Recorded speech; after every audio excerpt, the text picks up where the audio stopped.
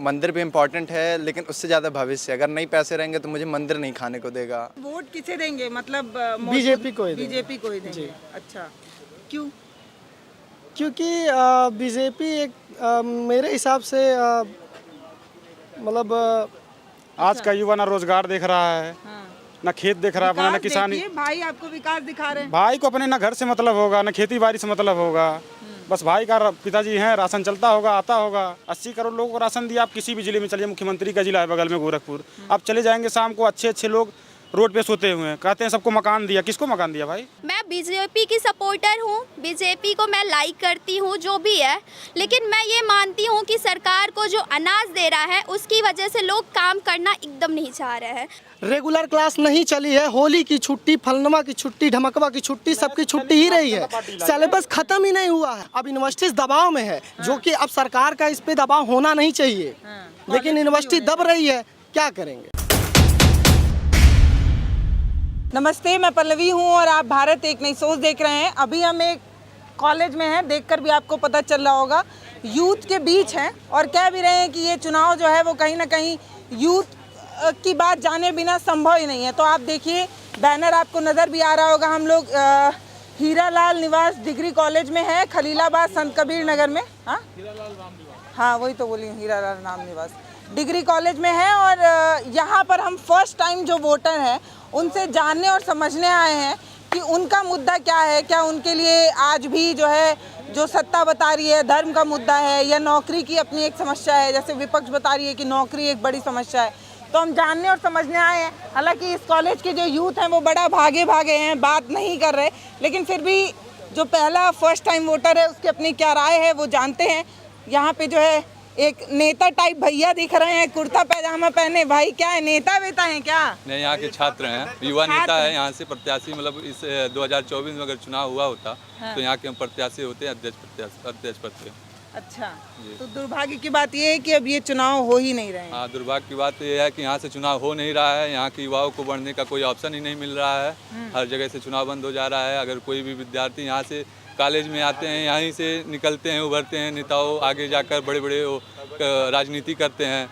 तो जब सब रास्ता बंद कर दिया गया है तो फिलहाल बात की बात है। अच्छा, तो एक स्टूडेंट भी हैं आप इस कॉलेज से, तो ये बताइए कि मुद्दे क्या हैं, मतलब किस तरीके से आप इस चुनाव को देख रहे हैं। सत्ता ये कह रही है कि पूरा देश जो है वो राममय हुआ है और राम मंदिर मसला है। विपक्ष ये कह रही है कि जो यूथ है वो बहुत नाराज़ है क्योंकि नौकरी नहीं मिल पा रही है। तो एक यूथ कैसे इसको देखता है? जी, जैसे हालांकि मतलब यहाँ पे राजनीति यहाँ के बच्चे में आज इस समय हो जा रहा है कि बच्चे यहाँ के नेता उभर रहे हैं। तो जैसे जो अपने समझ से जो समझ रहा है यहाँ पर कोई राम मंदिर में, अगर हालांकि मतलब बीजेपी ने यहाँ से राम मंदिर के लिए या राम जी के लिए ही किया। जैसे अनर पार्टी थी, उन्होंने गोली चलवाई और कुछ भी करवाया, ठीक है। और यहाँ के यूथ जो है, जो पढ़ेगा वो आगे बढ़ेगा। यहाँ के लोग मतलब जो पढ़ते हैं वो आगे बढ़ते हैं। फिलहाल समझ नहीं आ रहा।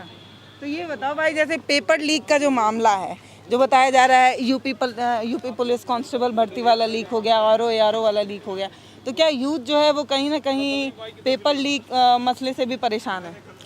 परेशान तो है ही। मतलब स्टूडेंट भी परेशान है। मतलब उनका कोई जॉब या कोई मतलब आगे बढ़ने के लिए कोई कैसे पढ़ेंगे। महंगा होता चला जा रहा है एजुकेशन। आगे मान लीजिए घर का खर्चा भी देखना है, रूम का खर्चा। अगर कोई स्टूडेंट बाहर पढ़ने जाता है तो कैसे आगे मतलब बढ़ेगा, जिस हिसाब से महंगाई है।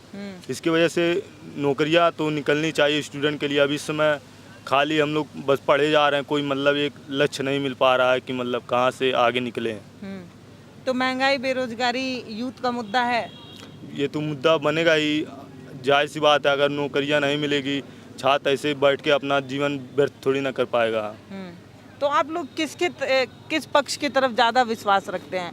मतलब कौन है जो युवा का कर्णधार बनेगा? कौन सी पार्टी कौन करेगा युवा? अभी तो इतना पार्टी के बारे में मतलब कुछ कह नहीं सकते। इतना मतलब अभी कुछ सर्च किए नहीं है। बस इतना जानते हैं कि मतलब एजुकेशन को कुछ आगे बढ़ाया जाए, कुछ चेंजेस लाए जाएं जो जिससे स्टूडेंट आगे बढ़ सकें। अच्छा, तो जब आप क्योंकि पढ़े लिखे हैं ही आप, यूथ भी हैं, पढ़ भी रहे हैं, ग्रेजुएशन वगैरह कर रहे होंगे यहाँ से, तो आप देखते हैं क्या चुनाव होते वक्त कि कौन सी पार्टी मैनिफेस्टो में क्या लिखी है, क्या करने का दावा करे, ये सब देखते हैं कि ये सब देखे बिना वोट देते हैं? मतलब नहीं, अभी तो हमने मतदान किया नहीं है, आपकी पहला मतदान First होगा time मेरा। voter हैं आप। हाँ, फर्स्ट टाइम वोटर हैं, तो इसके वजह से अभी तो छात्र चुनाव देख रहे थे, अभी फ़िलहाल में चुनाव ना हुआ था 1-2 साल, तो अभी ये भी बंद कर दिया गया, चुनाव नहीं हो रहा है। तो थोड़ी बहुत नॉलेज मिल जाती थी, मतलब चुनाव के बारे में, कैसे आगे हम लोग नेता चुने, कैसे मतलब ऐसे छात्र चुनाव जब होता था तो हम लोग कुछ सीखते थे चुनाव के बारे में कि आगे हम कैसे एक लीडर चुन सकते हैं जो हमारे सिटी या हमारे शहर का विकास कर सके। लेकिन अब वो सब नज़र नहीं आ रहा, हम ऐसे कैसे किसी को मतलब अपना मान लें, कैसे मान लें कि ये हमारा विकास करेंगे, जब तक हम उस लाइन से गुजरेंगे नहीं, हम उसको देखेंगे नहीं, उसको फील नहीं करेंगे कि ये हमारे लिए बेटर होना चाहिए। उसके वजह से छात्र चुनाव हम लोग का एक तरीके से बंद कर दिया गया है। और तो हमारे छात्र चुनाव कहीं ना कहीं राजनीति की बीच थी, हाँ, जिससे आप जो वोटर्स हैं उनको कहीं ना कहीं नेता चुनने का भी एक मौका मिलता था, हाँ, समझ पाते थे वो, हाँ, राजनीति समझ पाते आगे की राजनीति समझ पाते थे कि हमको किस हिसाब से कि चलना है। कौन कौन सा विषय लेके आप ग्रेजुएशन कर रहे हैं? तो मैं कॉमर्स साइड से हूँ, बीकॉम कर रहा हूँ, अभी मेरा ये 4th सेमेस्टर है। तो अभी फ़िलहाल मैं अभी सोच नहीं पाए हैं कि वोट किसे देंगे? नहीं, वोट तो देना है, ये मतदान तो करना ही है, लेकिन अभी जिस हिसाब से जानकारी चाहिए पॉलिटिकल लाइन में अभी हम लोग को हो नहीं पाई है। तो कब कब तय करेंगे कि वोट जो है, फर्स्ट टाइम वोटर जो है, एक कहीं ना कहीं देश का सबसे बड़ा त्यौहार है ये चुनाव, तो जो फर्स्ट टाइम वोटर होता है उसको अलग ही खुशी होती है। वो मतलब आप कब मूड बनाएंगे भाई, किसको देंगे, कब कब तय करेंगे? नहीं, तय करने की बात नहीं है, जिससे हम देखेंगे समझेंगे कि जो भी मतलब हमारे लिए बेटर होगा, हमारे शहर के लिए बेटर होगा, हम उन्हीं को वोट करेंगे। बाकी तो पॉलिटिकल लाइन में जैसे कि हम लोग को जाना नहीं है, वैसे एजुकेशन के लिए हमको सोचेंगे कि हम कैसे आगे बढ़ सके, उस हिसाब से हम उनको चुनाव करेंगे। कुछ और यूथ हैं भाई, उनसे भी बतियाने की कोशिश करते हैं। हालांकि कॉलेज के बच्चे यहाँ थोड़े अलग हैं, भाग जा रहे हैं, पता नहीं क्यों। देखिए अभी वहाँ लड़कियाँ बैठी हैं, मुझे पक्का पता है मेरे जाते ही भाग जाएंगी। नहीं बैठी हुई हैं भाई। तो यहाँ पे कुछ लड़कियाँ हैं, आप इसी कॉलेज से ग्रेजुएशन कर रही हैं? जी। क्या नाम है आपका? महिमा। महिमा। तो महिमा, वोट डालने की एज हो गई है आपकी? हो गई है, फर्स्ट टाइम वोटर हैं इस बार आप? जी। तो क्या सोच रही हैं, एक फर्स्ट टाइम वोटर के नज़रिए से कैसा दिख रहा है ये चुनाव? वो हंसने लगी आपकी जो दोस्त है। बैठो भाई, क्यों चली जा रही हो, बात ही करने तो आई हूँ मैं। हाँ, आप मतलब कोई जानकारी है, कौन उठा है, आपके अपने मुद्दे क्या हैं, किन मुद्दे पर आप फर्स्ट वोट नहीं, अभी हमको तो ये नहीं पता मतलब कौन कौन उठाया है, बट क्या नाम बताया? महिमा। महिमा। तो महिमा, आप क्या देख के वोट डालती हैं? मतलब आप वोट डालने से पहले क्या सोचती हैं, किन मुद्दों पर पार्टियों को काम करना चाहिए, उन पर नहीं कर रही हैं? कुछ तो सोची होगी बहन। हाँ बोलिए, कुछ तो बोलो। हमको हंसी आ रही है। अच्छा, कुछ नॉलेज है कि मतलब देश में चुनाव जो है, या जो युवा जो है वो पेपर लीक या नौकरी को लेके प्रोटेस्ट कर रहा है, कहीं गोरखपुर में, कहीं लखनऊ में, कहीं पटना में, इस तरीके की कोई जानकारी है? न्यूज़ वगैरह देखती हैं आप? नहीं, हम तो न्यूज़ नहीं देखते नहीं है, बोला ना फ़ोन ही नहीं चलाते, ना घर पे कोई चीज़ है कि देखे। तो कैसे तय करेंगी कि आपका नेता कौन हो? ये कैसे महिमा कैसे तय करेंगी भाई, बताइए। अभी तो जब चुनाव होगा तब पता चलेगा। तो चुनाव तो आ गया है, चुनाव की घड़ियां एकदम पास हैं। फर्स्ट टाइम वोटर ही अगर इतना नहीं निराश दिखेगा तो चुनाव कैसे मनाया जाएगा भाई? देखिए यूथ जो है उन पर थोड़ा सा ये है कि वो न्यूज़ वगैरह नहीं देखते। यहाँ पे कुछ भाई हैं, बड़ा मुस्कुरा रहे हैं, इनसे बतियाते हैं। First time voter, yes ma'am. पहली बार चुनाव में वोट डालेंगे आप? Yes ma'am. मुद्दे क्या हैं, क्या देखकर वोट देंगे आप? मैम, वोट देने के लिए तो सबसे बड़ा मुद्दा पहला तो बीजेपी हमारा लव है, क्योंकि बचपन से सुनते आए हैं, बीजेपी को देखते हुए आए हैं हम। तो बीजेपी से घर वालों को भी पसंद है, सब कुछ अच्छा लगता है। तो पहला तो मुद्दा हो गया राम मंदिर। अच्छा। बनना सौभाग्य की बात है, जो आज तक किसी ने नहीं किया था वो उन्होंने किया है। फिर दूसरा मुद्दा हम लोग मान भी सकते हैं, अगर कहा जाए तो वोट तो बीजेपी को देना है, वो तय है, ये नहीं कहूँगा कि मुझे सपा को देना है, लेकिन उसके डिसएडवांटेज भी हैं। अब उनके चक्कर में यहाँ पे जब से वो उन लोगों की सरकार आई है तब से नौकरियाँ नहीं आ रही हैं, ना कुछ भी हो रहा है, ना यूथ आगे बढ़ पा रहा है उतना, सब कुछ पीछे ही होता जा रहा है, इतना आगे भी नहीं बढ़ पा रहे हैं लोग। जो इम्पोर्टेंट होता है नौकरियाँ, वो नौकरियाँ किसी को मिल नहीं रही हैं जल्दी। तो एक तरफ आप बता रहे हैं कि राम मंदिर बनना अपने आप में अलौकिक और भव्य है, हो नहीं पाता अगर बीजेपी नहीं होती तो। दूसरी तरफ युवा होने के नाते आपको नौकरियां जो है वो नहीं मिल रही हैं, तो इम्पोर्टेंट ज़्यादा क्या है आपके लिए, मंदिर या नौकरी, भविष्य? मैम मंदिर भी इम्पोर्टेंट है, लेकिन उससे ज़्यादा भविष्य। अगर नहीं पैसे रहेंगे तो मुझे मंदिर नहीं खाने को देगा। मैं कितना भी कोशिश कर लूँ, मंदिर पे जाके मैं या तो हाथ पसार के बैठ सकता हूँ, तब तो मुझे कुछ भी खाने को मिल सकता है। मंदिर जॉब नहीं रहेगा, भविष्य नहीं रहेगा तो कुछ भी नहीं कर पाएंगे। अपने साथ पीछे फैमिली रहते हैं, माँ बाप रहते हैं, बहन रहते हैं, भाई इन फ्यूचर शादी भी करनी है, शादी भी होना ही रहता है, तो सब कुछ देखना रहेगा। तो मंदिर से तो नहीं कुछ भी होना है, तो उसके लिए जॉब चाहिए, भविष्य होना चाहिए। बिल्कुल, इस बार भी मैनिफेस्टो में बीजेपी के नौकरी पर कोई चर्चा नहीं है। नहीं है। तो जब आप उसको देखते हैं तो अब यहाँ पे अभी प्रेजेंट में आप देख सकते हैं, यूपीपी आई थी, 60,000 भर्ती आई थी, 50 लाख 60 लाख लोगों ने भरे हुए थे, उसमें से पेपर भी लीक हो गया, कोई भी उसका सोल्यूशन नहीं निकला। अभी सोल्यूशन कह रहा है कि पेपर होगा, एग्ज़ाम होगा, अब उसका भी कुछ भी डिसाइड नहीं है, होना है या नहीं होना है। इतने दिनों में तो भर्ती आई है, उसका कोई मतलब नहीं है, मतलब ही नहीं निकला। जिन्होंने पेपर एग्ज़ाम भरा था वो भी सब बर्बादी हो गया। अब प्रेजेंट का कुछ भी नहीं दिख रहा है। तो मतलब ऐसी क्या मजबूरी है कि आप बीजेपी से भविष्य को लेकर चिंतित भी हैं, लेकिन वोट आप उन्हीं को देना चाहते हैं, ऐसा क्यों? मैम सबसे बड़ी चिंता तो यही जॉब ही है ना, कि जो जॉब तो नहीं आप मिलेगी। चिंतित हैं फिर भी उन्हीं को क्यों वोट दे रहे हैं, ये सवाल कर रहे हैं। मैम क्योंकि वो लव है, क्योंकि वो हमारे ब्राह्मणों के बारे में बात करते हैं, हम लोगों का ख्याल रखते हैं। और ऐसी बात नहीं कि कोई और पार्टी आएगी तो शायद अपर कास्ट को उस तरीके का सपोर्ट ना दे, ऐसा? यस मैम, अपर कास्ट को आज तक सपोर्ट उतना मिला ही नहीं है। वो अपने में ही जो है, वो अपने में ही अपर कास्ट में रहते हैं। तो यूथ भी जो है वो कास्ट देखता है? मैम स्वाभाविक है, हाँ। क्योंकि लोग बचपन से ही देखते आ रहे हैं, क्योंकि हम अपने बड़ों से ही तो ना सीख रहे हैं मैम कि कास्ट को देखना है या नहीं देखना है। जो बड़े कर रहे हैं वही हम भी कर रहे हैं, जो आगे आगे देखेंगे वही पीछे से करेंगे। अपना नाम क्या बताया? मैम अभ्युदय त्रिपाठी। हाँ, तो इनकी एक चिंता ये है कि जो सरकार है वो नौकरी पर बात नहीं कर रही, इनको चिंता भी है नौकरी की, लेकिन क्योंकि बीजेपी जो है वो अपर कास्ट को थोड़ा ज़्यादा सपोर्ट करती है, इसलिए जो है ये उनको उनके साथ जाना चाहते हैं। आप भी फर्स्ट टाइम वोटर हैं? आपकी बार मैं वोट दूंगा। मतलब पहली बार वोट देंगे हाँ, ना? मैं पहली बार दूंगा। ओके, तो ये बताइए कि एक फर्स्ट टाइम वोटर जो होता है उसके लिए चुनाव एक बहुत बड़ी बात होती है। आप वोट देंगे, उससे कोई नेता चुनेगा, वो सरकार में जाएगा, आपके लिए कानून बनाएगा। मुद्दे क्या हैं आपके, क्या देखकर वोट देंगे इस बार?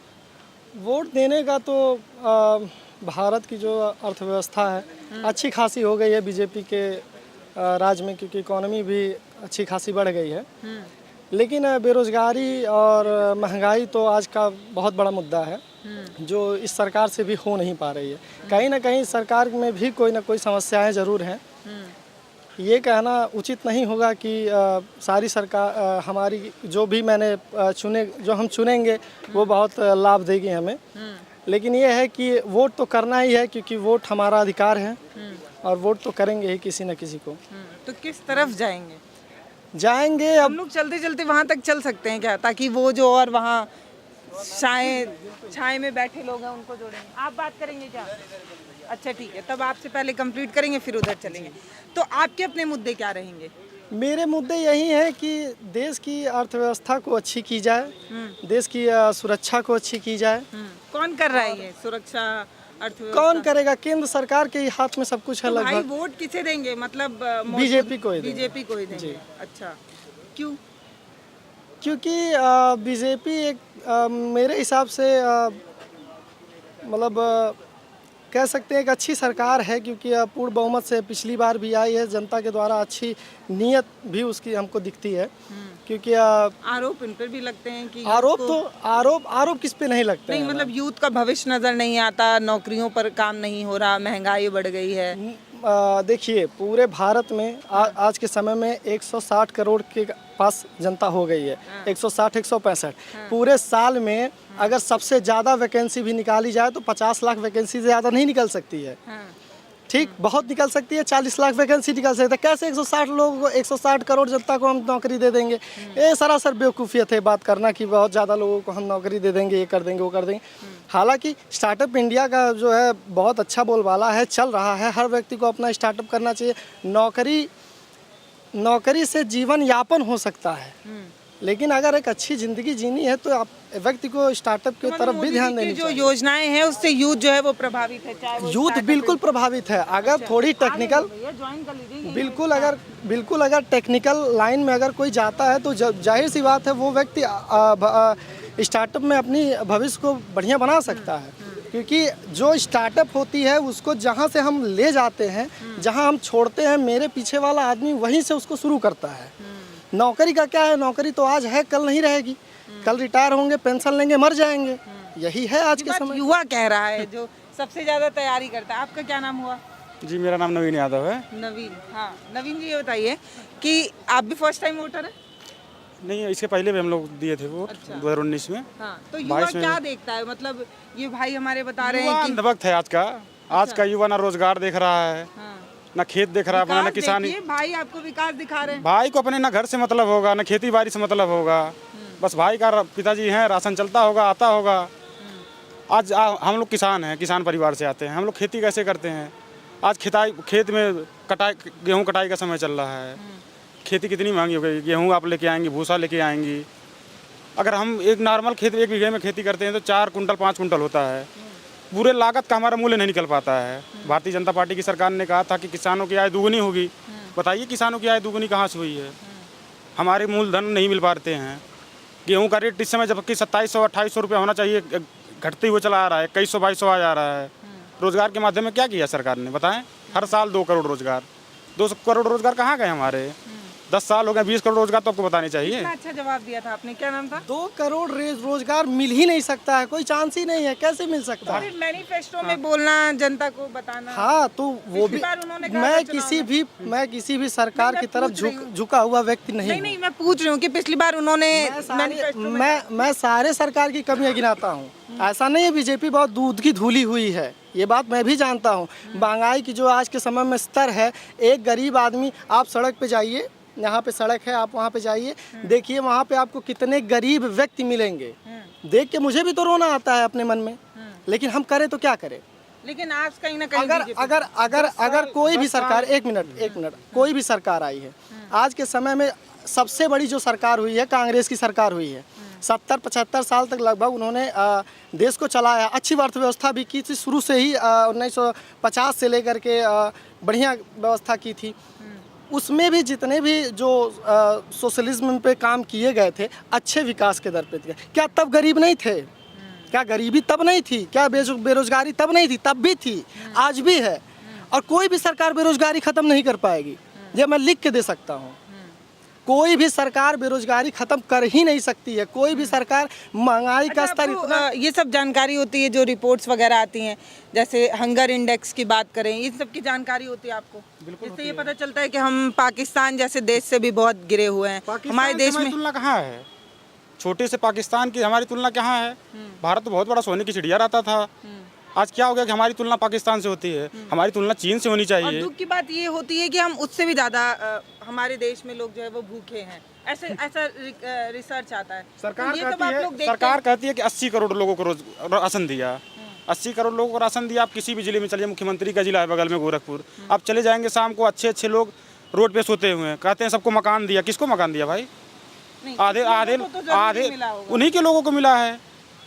होली दिवाली बोलते थे फ्री का गैस सिलेंडर देंगे, 400 का गैस सिलेंडर आपने 1200 कर दिया। 60 रुपये 70 रुपये पेट्रोल मिलता था। आज सबसे बड़ी बोलते थे कि डाटा फ्री कर दिया। आज हम लोग को अपना सिम चालू करने के लिए 150 रुपये रखा रहना पड़ता है। गरीब आदमी के लिए क्या कर रही है सरकार? 10 साल सरकार को हो गई, सरकार को बदलना तय है। इंडिया गठबंधन जो बहुत मजबूत है, लड़ाई वही लड़ेगा। 400 का नारा बेफिजूल है। आपका क्या नाम है? कीर्ति सिंह क्षत्रिय।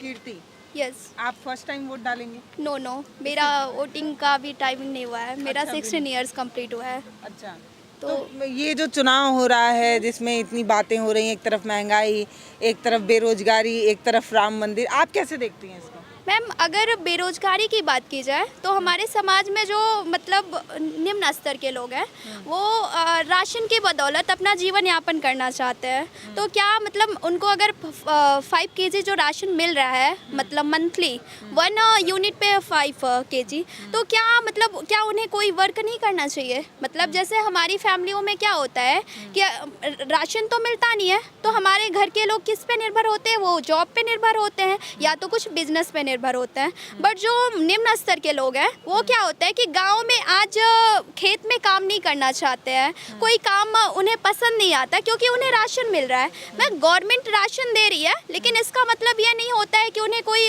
काम नहीं करना चाहिए। मतलब और राम मंदिर की बात की जाए तो ये अपने में ही एक गुणवत्ता का बखान करता है। और बीजेपी ये कह रही है कि ये राशन जो है वो लोगों को अपंग बना रहा है काइंड ऑफ कि मतलब काम नहीं कर रहे हैं। यस मैम, क्योंकि गांव की अगर मजदूरी की बात की जाए तो मैं एक गांव से बिलोंग करती हूँ। तो मेरे वहाँ क्या है कि जो गेहूं की इस टाइम की गेहूं की कटाई हो रही है तो वहाँ क्या है लोगों की मजदूरी जो 1 बीघे की गेहूं की कटाई होती है वो 4 मानी कुछ लेते हैं। तो अगर मैम अगर माना जाए कि 4 मानी उनको गेहूं का 1 बीघे का कटाई दिया जा रहा है, 12 से ही उनको जो लगवाया जा रहा है उसका दिया जा रहा है, फिर घर तक लाने का उनको सारी चीज़ दिए जा रहे हैं। तो उसके बाद जो किसान है वो आखिर में उसके घर तक अनाज कौन सा अनाज उसके घर तक पहुँचेगा? तो वो तो है जो वर्कर हैं तो उनकी जो डिमांडें बढ़ रही हैं, डिमांडें ये क्या होती हैं? गवर्नमेंट के राशन के बदौलत उनकी डिमांडें बढ़ रही हैं। तो मैम बेरोजगारी इसलिए बढ़ रही है क्योंकि सरकार राशन दे रही है। सरकार राशन दे रही है। देखिए मैं ये नहीं कह रही कि लोग सरकार राशन बंद कर दे या कुछ कर दे, लेकिन मेरे हिसाब से अगर देखा जाए तो राशन देना एक अपने में तो अच्छी बात है, लेकिन उस पता है कृति रिसर्च ये बताते हैं कि राशन मिल जाने के बाद भी बहुत सारे लोग आज भी हैं जिनको 2 टाइम का खाना नहीं मिला, वो कुपोषित हो रहे हैं। मैम अगर देखा जाए तो हमारे जो समाज में मैं भी रेगुलर आती जाती हूँ तो वहाँ देखती हूँ जो हमारे तरह लोग हैं वो रास्ते पे भीख मांगते हैं। क्या वो किसी के घर जाके वर्क नहीं कर सकते हैं? मतलब उनके पास अगर पढ़ाई के पैसे नहीं है, मैं मान सकती हूँ कि उनकी फैमिली उस हिसाब से नहीं दे सकती है, तो वो किसी के घर पे वर्क करके भी वो मेहनत करके काम कर सकते हैं। मैं बीजेपी की सपोर्टर हूँ, बीजेपी को मैं लाइक करती हूँ जो भी है, लेकिन मैं ये मानती हूँ कि सरकार को जो अनाज दे रहा है उसकी वजह से लोग काम करना एकदम नहीं चाह रहे हैं। तो हमारी अर्थव्यवस्था तो जहाँ तक माना जाए 2024 में 6.2 से एबव जाने वाली है। बट लोग क्या बोल रहे हैं कि महंगाई बढ़ी, आखिर में महंगाई बढ़ेगी ही तो। लोग हमारे वहाँ की क्या है कि शिक्षा व्यवस्था। अच्छा, आप जिस अर्थव्यवस्था की बात कर रही हैं उस पर जब रिसर्च होता है तो ये पता चलता है कि भारत को पहले विकासशील देश माना जाता था, अब उससे भी हमें निकालकर और ज़्यादा पिछड़ा देशों में रखा गया। अगर मैं गवर्नमेंट की बात, इस टाइम तो यही हो रहा है कि हमारी अर्थव्यवस्था आगे ही बढ़ रही है। पहले के हिसाब से तो हमारी अर्थव्यवस्था आगे ही है। तो कौन सा चैनल, कहाँ से ये खबर आप ले आती हैं, जानकारी ले आती हैं? मैम मैं रात जो 8 बजे कभी कभी मैं रजत शर्मा की कभी कभी देखती हूँ, और एक उनकी देखती हूँ 9 बजे से आता है आपकी पाठशाला में। तो मैं इन दोनों सुशांत सिंह जो भी है मतलब कभी कभी देखती हूँ। तो मेरे हिसाब से माना जाए तो जो अर्थव्यवस्था को गड़बड़ किया जा रहा है तो उसमें क्या है, जिम्मेदार लोग हैं वो काम नहीं लोग हैं। मैं ये नहीं मानती कि उसमें गवर्नमेंट क्या नाम है वो है। तो इन लोगों को क्या करना चाहिए जो घर बैठे हुए आलसी लोग जो काम करना चाहिए। जैसे आखिर में हम अगर स्टूडेंट हैं तो हम मेहनत से पढ़ाई कर रहे हैं। लोग हमारे तरह ही बहुत स्टूडेंट ऐसे हैं जो बोलते हैं कि मैं बेरोजगार हूँ, मुझे जॉब नहीं मिल रही है, लेकिन आखिर में जॉब मिल रही है किसे? जो पढ़ाई कर रहे होंगे तो उन्हें तो जॉब मिल रही है। आखिर में 180 सीटें जो होती है यूपीएससी में, आईएएस की सीटें हर ईयर होती है ना, तो उसमें आईएएस में सिलेक्शन हो रहे हैं जो कि हमारे देश का सबसे हाई लेवल का एग्जाम होता है। अच्छा, अभी आपको ये पता है कि 10 साल में कितने पेपर लीक हुए? आपको ये जानकारी है कि अभी हाल ही में जो पेपर लीक हुआ था? Yes ma'am. तो मैम माना जाए तो क्या गवर्नमेंट जो हमारी बीजेपी गवर्नमेंट है उसमें से हर इंसान, हमारी फैमिली में भी जो होता है हर इंसान परफेक्ट नहीं होता है। तो गवर्नमेंट में भी यही है कि हर इंसान परफेक्ट नहीं है। अगर हमारी जो बीजेपी कुछ सरकारें हैं, जैसे उसमें मोदी जी हुए, योगी जी हुए, नितिन गडकरी हुए और हैं, तो कुछ उसमें ऐसे भी होंगे जो बीच में ही कुछ चीज़ें लीक होती जा रही है, उसमें पैसे एक ये बताइए कि आपको पता है कि कितने क्योंकि 2 बार की सरकार हो गई बीजेपी की, कितनी नौकरियां मिली हैं, इसकी कोई जानकारी है 10 सालों में? मैम अगर बात की जाए जॉब की बात, मतलब नौकरियों की बात की जाए, तो जो पढ़ाई कर रहे हैं उनको मिल रही है। जो पढ़ाई उस हिसाब से डिग्री लेना एक हमारी वो नहीं होती है कि मैं डिग्री ली, मैं HRPG से पढ़ रही हूँ, मेरी डिग्री हो गई तो मैं जॉब के लिए हो गई। बेरोजगारी पे तो मैं भी बात किया हूँ और इसमें मैं बीजेपी सरकार का जो है उल्लंघन भी किया हूँ। मुझे एक बात बताइए, जो एजुकेशन है, एजुकेशन सिस्टम जो हमारे यहाँ बिठा कर रखे हैं वो किस स्तर का एजुकेशन सिस्टम है? आप इस समय हीरालाल रामनिवास स्नातकोत्तर महाविद्यालय में खड़ी हैं, ठीक है? और एक मिनट, आप इस समय हीरालाल रामनिवास स्नातकोत्तर महाविद्यालय में खड़ी हैं और हमारी सिद्धार्थ यूनिवर्सिटी जो है एग्ज़ाम करवा रही है। 2 फरवरी को एग्ज़ाम पेपर ख़त्म हुआ था 3rd सेमेस्टर का। मैं भी 4th सेमेस्टर का छात्र हूँ यहाँ पे, और अभी यहाँ पे जो है 2 फरवरी को लास्ट पेपर था। 18 अप्रैल से मुझे यहाँ फिर से पेपर देने हैं। रेगुलर क्लास नहीं चली है, होली की छुट्टी, फलनवा की छुट्टी, ढमकवा की छुट्टी, सबकी छुट्टी ही रही है। सिलेबस ख़त्म ही नहीं हुआ है। MCQ क्वेश्चन करवाती है, MCQ पेपर होते हैं। दूसरी बात, majors, minors, assignment, internal, external, project, file, practical, viva, क्या क्या नहीं होता है।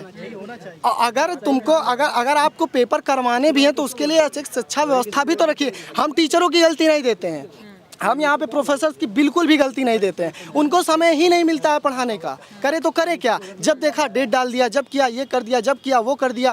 तो क्यों नहीं मिलता पढ़ाने का समय?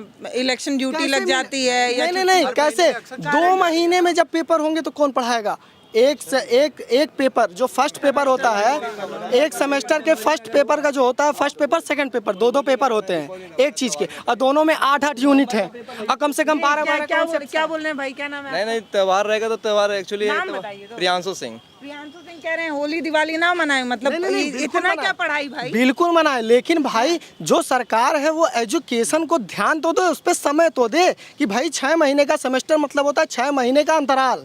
आप हिंदी मीनिंग जाके गूगल करिएगा, सेमेस्टर का मतलब पता नहीं है किसी को, और 6 महीने का अंतराल है कहाँ? जब 2 फरवरी को आपने पेपर का खत्म करवाया तो आपने 18 अप्रैल से पेपर कैसे शुरू करवा दिया? लूपहोल किसकी वजह से है? मतलब सरकार की ये लूपहोल किसकी वजह से है? जब चुनाव हो रहा है तो यूनिवर्सिटीज इसको, अब यूनिवर्सिटीज दबाव में है, जो कि अब सरकार का इस पे दबाव होना नहीं चाहिए, लेकिन यूनिवर्सिटी दब रही है, क्या करेंगे? समस्या तो सरकार ही पैदा कर रही है ना, सरकार पैदा कर रही है, ऊपर से यूनिवर्सिटी दबी हुई है। मैं तो कहूँगा हमारे भारत में वास्तव में कोई अच्छे दिन नहीं ला पाएगा। सरकार इस चीज़ को समझ रही है, तभी तो 1 नेशन 1 इलेक्शन का बात आ रहा है, तो इस चीज़ को भी तो मानना चाहिए। बार चुनाव की छुट्टी होती है, सरकार के लिए चुनाव ही खत्म करते हैं, एक बार होगी। सरकार हिटलरशाही लागू करना चाहती है। आखिर ये भाई सब इतना अच्छी बात कहे हैं, लेकिन ये एक बार भी नहीं कहे कि नई शिक्षा पॉलिसी, नई education policy Bharatiya Janata party 2020 में ही लेके आई थी। कह रही थी कि युवाओं को स्टार्टअप देंगे, युवाओं को नौकरी के लिए पढ़ाएंगे। पढ़ाते पढ़ाते शिक्षा इतनी महंगी कर दी है, जो BA की क्लास हम 4000 में कंप्लीट कर सकते थे पूरा क्लास 1 ईयर का, अब उसको पढ़ने के लिए हमको 10,000 12,000 रुपये लग जा रहा है। उसके बाद हमारी हर क्लास में बैक लग रहा है। सर एक बात बताइए, अगर बात की जाए शिक्षा व्यवस्था की, तो भारत की जो शिक्षा व्यवस्था है वो सबसे मिनिमम लेवल की है। आगे सरकार किस लिए बदली गई थी? 2014 में सरकार बोली गई जो फीस हम शिक्षा पे सबसे ज्यादा टैक्स देते हैं तो हिंदुस्तान के लोग देते हैं, 18% GST देते हैं हम लोग शिक्षा पे। ये हमारे लिए शर्म की बात है कि हम लोग शिक्षा पे ही देते हैं। तो अच्छे मैम जो शिक्षा व्यवस्था है, अर्थव्यवस्था को माना जा रहा है कि महंगाई के दौर पे चल रही है, लोगों को क्या चाहिए? लोग बेरोजगार हो रहे हैं, तो आखिर में उसमें फीस में देने में क्या जा रहा है? फीस हमारी 4,000 1 सेमेस्टर की लग रही है, सेकेंड सेमेस्टर की 2,000, 6,000 में मुझे शिक्षा देने के लिए आर्थिक स्थिति भी तो अच्छी होनी चाहिए। मैम अपने कार्य गरीब हैं लोग। आखिर नई शिक्षा नहीं कर रहे हैं। आखिर ये लोग दोनों लोग कह रहे हैं कि हम भारतीय जनता पार्टी को वोट करेंगे, या दिल में हमारे भारतीय जनता पार्टी, लेकिन एक बार भी मन से नहीं करेंगे। नई एजुकेशन आप किसको चाह रहे हैं मैं वोट करूं?